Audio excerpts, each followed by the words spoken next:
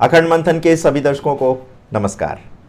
मैं हूं शेखर त्रिपाठी और आप देख रहे हैं हमारा YouTube चैनल अखंड मंथन। दैनिक समाचारों के हिंदी बुलेटिन बस इतनी सी बात कार्यक्रम में आप सभी दर्शकों का हार्दिक स्वागत है, अभिनंदन है। तो चलिए आरंभ करते हैं बस इतनी सी बात कार्यक्रम का आरंभ हाथरस के समाचार से ही करते हैं, क्योंकि जो मृतकों की संख्या कल समाचार देने तक हमने आपको 27 बताई थी, वो अब बढ़ करके 122 तक जा पहुंची है। साकार भोले नाम के इस तथाकथित बाबा के प्रवचन के दौरान 122 लोगों ने अपने प्राण गंवा दिए। और आप लोगों को ये कोई अगर सामान्य समाचार लग रहा है तो ये हम आप पर छोड़ते हैं, किंतु ये दुर्घटना कैसे हुई ये तथ्य अब सामने आ चुका है। इस घटना की FIR से प्राप्त जानकारी के अनुसार उस समय ड्यूटी पर नियुक्त पुलिस और प्रशासनिक अधिकारियों द्वारा भीड़ को नियंत्रित करने का प्रयास किया जा रहा था। तभी कार्यक्रम के मुख्य प्रवचनकर्ता सूरजपाल उर्फ भोले बाबा अपने प्रवचन के बाद गाड़ी में सवार होकर के कार्यक्रम स्थल से निकले और इसी दौरान बाबा के चरणों की धूल लेने के लिए महिला पुरुष और बच्चे उनकी गाड़ी के गुजरने के मार्ग से धूल को समेटने लगे। इसी दौरान भीड़ का दबाव बढ़ा और जो भक्त नीचे बैठे थे या झुके हुए थे वो कुचले जाने लगे और इसी के बाद चीख पुकार मच गई। इसके पश्चात GT रोड के दूसरी ओर लगभग 3 मीटर गहरे खेतों में भरे पानी और कीचड़ में भागती भीड़ को आयोजन समिति और सेवादारों ने अपने हाथों में लिए झंडों से जबरदस्ती रोक लिया, जिसके कारण लाखों व्यक्तियों की भीड़ का दबाव बढ़ता चला गया और महिला और बच्चे कुचलते चले गए। भागदड़ में लगी चोटिल महिलाओं से बच्चों और पुरुषों की स्थिति मरणासन हो गई। FIR के अनुसार फुलरई मुगल गढ़ी के बीच GT रोड के पास जगत गुरु साकार उर्फ भोले बाबा के सत्संग का आयोजन देव प्रकाश मधुकर और अन्य लोगों द्वारा कराया गया था। आयोजनकर्ताओं ने लाखों की भीड़ को स्थिति को छिपाते हुए इस कार्यक्रम में करीब 80,000 भीड़ की अनुमति मांगी थी, लेकिन जब कार्यक्रम आरंभ हुआ तो यहाँ पर 2.5 लाख से अधिक श्रद्धालुओं की भीड़ एकत्र हो गई। अब आपको उस बाबा के बारे में जानकारी देते चलें जिसके प्रवचन में इतनी अफरा तफरी मची। तो सूरजपाल उर्फ साकार हरि बाबा उर्फ भोले बाबा कासगंज जिले के पटियाली का रहने वाला है। 17 वर्ष पूर्व पुलिस कांस्टेबल की नौकरी छोड़कर सूरजपाल सत्संग करने लगा। वह आम साधु संतों की तरह गेरुआ वस्त्र नहीं पहनता, अधिकतर वह महंगे चश्मे सफ़ेद पैंट शर्ट पहनता है। गरीब और वंचित तबके के लोग के बीच इसकी लोकप्रियता तेजी से बढ़ती चली गई। उत्तर प्रदेश, मध्य प्रदेश और राजस्थान में उसके लाखों अनुयायी हैं। बाबा ने अपने पैतृक गांव बहादुर नगर में एक बड़ा आश्रम बना रखा है, जहां वह प्रति माह मंगलवार को सत्संग का आयोजन करता है। बाबा आश्रम में हो या ना हो, भक्तों का हुजूम लगा रहता है। पुलिस पृष्ठभूमि के चलते बाबा पुलिस के तौर तरीकों को अच्छी तरह जानता है, इसीलिए उसने वर्दीधारी स्वयं सेवकों की एक लंबी चौड़ी फौज खड़ी कर दी है। ये बाबा 16 कमांडो के कड़े पहरे के बीच में कार्यक्रम स्थल पर 11:15 बजे पहुंचा था। वह सीधे मंच पर प्रस्थान कर गया और अपना उद्बोधन आरंभ कर दिया। 1:45 बजे तक प्रवचन किया गया। 2 बजे आरती संपन्न होने के बाद ही कार्यक्रम के समापन की घोषणा हुई। इसके बाद भीड़ यहां से जाने लगी। 5 मिनट पश्चात ही भगदड़ मच गई थी। इस आयोजन के लिए SDM ने परीक्षण के पश्चात अनुमति तो प्रदान कर दी थी, लेकिन वहां व्यवस्थाओं को लेकर कोई प्रबंध नहीं किया गया। जबकि स्थिति ये थी कि हाईवे के किनारे वाहनों की भीड़ से ट्रैफिक लगातार प्रभावित हो रहा था। वहां ट्रैफिक का कोई भी सिपाही तैनात नहीं किया गया था। यद्यपि कुछ लोग तो 2 दिन पहले ही यहां आकर के डेरा जमा चुके थे। इस आयोजन में भाग लेने के लिए लोग वाहनों से पहुंचे थे और छोटे बड़े कुल मिलाकर के 1000 वाहनों की संख्या हो गई थी।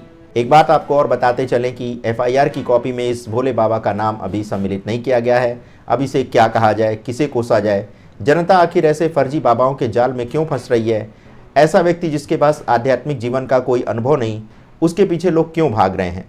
ये एक बड़ा प्रश्न है जिसका उत्तर हमें खोजना ही होगा। अब दूसरा समाचार गंभीर है, क्योंकि ये नीट पेपर लीक मामले से जुड़ा है।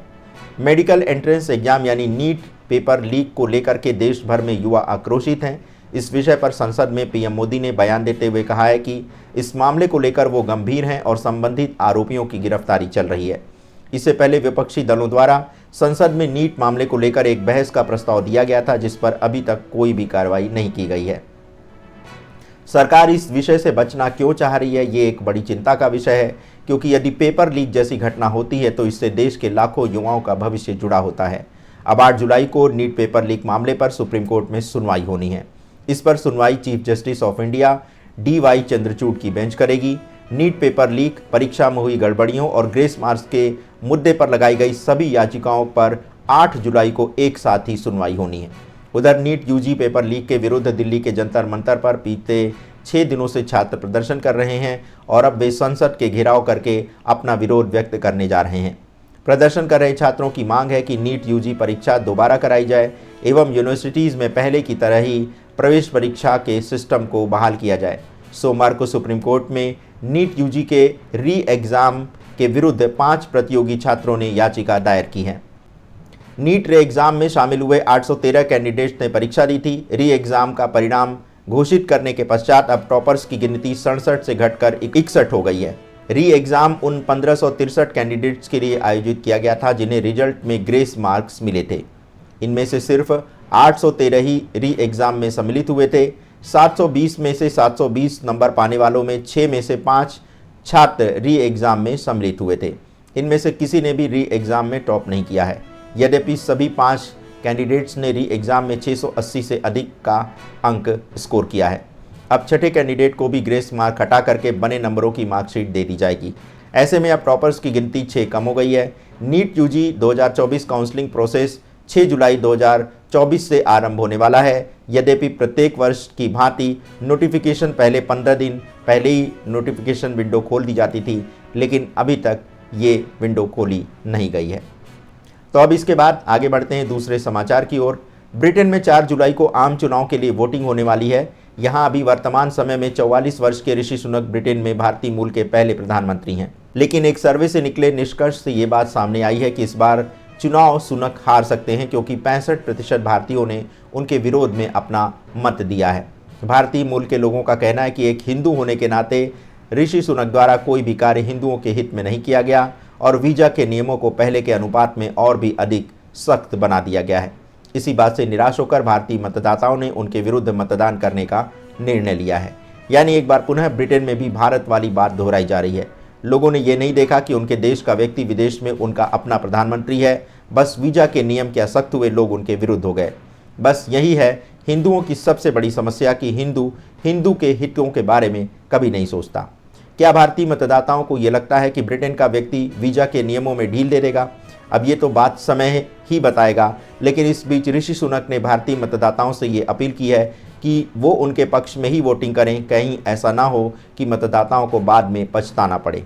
आपको बता दें कि सुनक ने अक्टूबर 2022 में पीएम पद का भार संभाला था और इस बार चुनाव में सुनक का जो मुकाबला है लेबर पार्टी के नेता कीर स्टामर से है। स्टामर इंग्लैंड में पब्लिक प्रोसिक्यूटर के पूर्व डायरेक्टर और अप्रैल 2020 से लेबर पार्टी के नेता हैं। ब्रिटेन में इस बार के चुनाव में लगभग 25 लाख भारतीय वोट देंगे। वैसे सुनक की लोकप्रियता घटने के पीछे बढ़ती महंगाई और सुनक परिवार की लाइफ स्टाइल में भारी खर्च को भी बताया जा रहा है।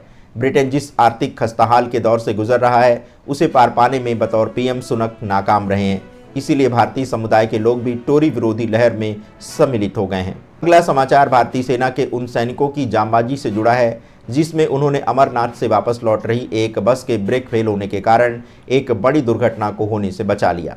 बताया जा रहा है कि NH-44 पर एक बस का ब्रेक फेल हो गया और वह अनियंत्रित होकर सड़क पर दौड़ने लगी। तब सेना के इन जवानों ने दौड़कर बस के पहिए के आगे पत्थर रख करके उसे रोक दिया। इस बस में 40 लोग सवार थे और जब ब्रेक फेल होने की बात लोगों को पता चली तो लोग चलती बस से कूदने लगे, जिसके कारण 6 पुरुष 3 महिलाएं और एक बच्चा घायल हो गया। राजस्थान के करौली में भीषण सड़क दुर्घटना में एक ट्रक और बोलेरो में आमने सामने की टक्कर हो गई, जिसमें 9 लोगों की मृत्यु हो गई और कई यात्री घायल हो गए। मृतकों के शव करौली अस्पताल की मोर्चरी में पहुंचाए गए हैं। करौली मंडरायल मार्ग के डूंडापुरा रोड पर यह दुर्घटना हुई है। अगला समाचार बिहार की राजधानी पटना से है। तो इस बार जुलाई माह में होने वाली वर्षा को लेकर मौसम विभाग ने येलो अलर्ट जारी किया है। बिहार के गोपालगंज, अरवल, मुजफ्फरपुर, कैमूर, रोहतास और वैशाली में गरज तड़क के साथ भारी वर्षा को लेकर के येलो अलर्ट घोषित किया गया है। वहीं सीवान, भोजपुर, बक्सर, सीतामढ़ी, सारण, मधुबनी में गरज चमक के साथ अति भारी वर्षा को लेकर के ऑरेंज अलर्ट जारी किया है। इसी के साथ पूर्वी उत्तर प्रदेश में 5 और 6 जुलाई 2024 को अलग अलग स्थानों पर भारी वर्षा से बहुत भारी वर्षा होने की आशंका व्यक्त की गई है। इसी के साथ पश्चिमी उत्तर प्रदेश में भी 6 जुलाई 2024 को अलग अलग स्थानों पर भारी वर्षा होने के संकेत मिले हैं, इसलिए वहां पर भी लोगों को सावधान किया गया है। तो दर्शकों, आज बस इतनी सी बात कार्यक्रम में बस इतना ही। हम प्रयास करेंगे कि आपको प्रतिदिन के समाचारों को संक्षेप में आपके समक्ष प्रस्तुत करें और वही समाचार प्रस्तुत करें जो आपके जीवन से सीधे जुड़े हुए हैं। तो देखना मत भूलिएगा हमारा समाचारों का बुलेटिन प्रतिदिन। तब तक के लिए हमें अनुमति दें। धन्यवाद। नमस्कार।